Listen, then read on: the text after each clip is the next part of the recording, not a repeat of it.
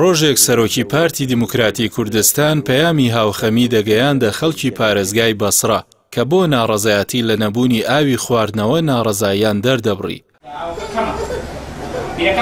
ئەمڕۆ خەڵکی پایتەختی هەرێم دوای 3 دەیە لە حوکمڕانی پارتی و یەکێتی هەمان گرفتیان هەیە و ناوبرا وەک سەرۆکی پارتەکەشی لێی بێدەنگە.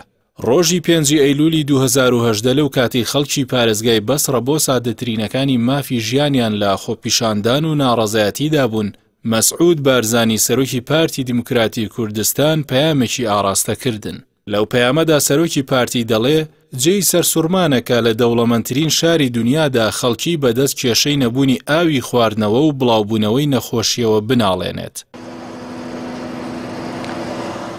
دوای 3 ساڵ لەو پەیامە ئێستا هەمان دۆخ تووشی هەرێمی کوردستان و بە تایبەتی شاری هەولێری پایتەختی هەرێم بووتەوە و بەشێک لە خەڵکی 1 تەنکەر ئاو بە دەیان 1000 دینار دەکڕن.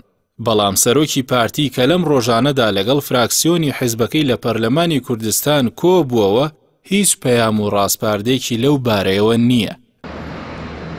هەرێمی کوردستان کە دەیان ساڵە خاوەنی دەسەڵات و بەڕێوەبردننی خۆیەتی لە دوای ساڵی 2003شەوە بەلێشاو بودجەی لە بەغدادەوە بۆ هاتووە نەیتوانیوە مشهور لە دروستکردنی بەندا و ئامادەکاری بۆ دۆخی قەیران و وشکە ساڵی بخوات. بەو هۆیەوە ساڵانە جگە لە سەوزایی و بلواری سەر شەقامەکان خەڵکێکی بەرچاویش بە تایبەت لە ناوچە هەژارنشین و پەراوێزخراوەکانی شارەکان ڕوبەڕووی کەم ئاوی دەبنەوە.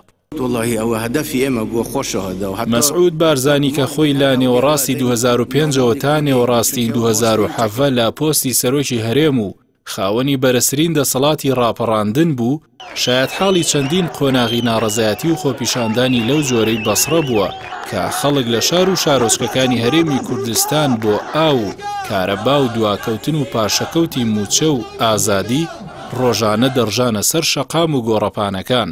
بەڵام ئەو لە جێی پەیامی هاوخەمی و بەڵێنی چارەسەری کێشەکانیان پێبدات پەیامی هەڵپەڕینی پێدەدان.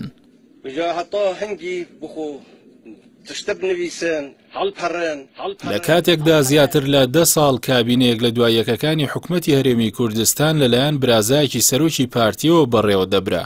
2 ساڵیش دەبێت کوڕی خودی سەرۆکی پارتی سەرۆکی کابینەکەیە. بەڵام هێشتا شاری هەولێر کە سەردەمێ بوو بانگەشەی ئەوە دەکرا بکرێتە دووبەی جگە لە کێشەی کارەبا لە ڕۆژانێکی لەم جۆرەدا قەیرانی هەرە گەورەی ئاوی خواردنەوەیە.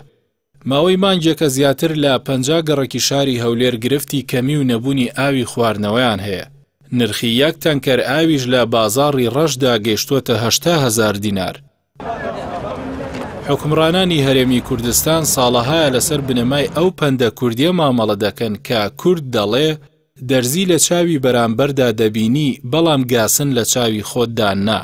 بێکارەبایی شار و ناوچەکانی باشوور و ناوەڕاستی عێراق دەبینن بەڵام ئەوە نابینن ئەگەر مۆلیدە ئەهلیەکان نەبن کە خەڵک لەسەر گیرفانی خۆی کارەباکەی دەکڕێ شەوانە هەرێمی کوردستان دەبێتە 1 پارچە تاریکی.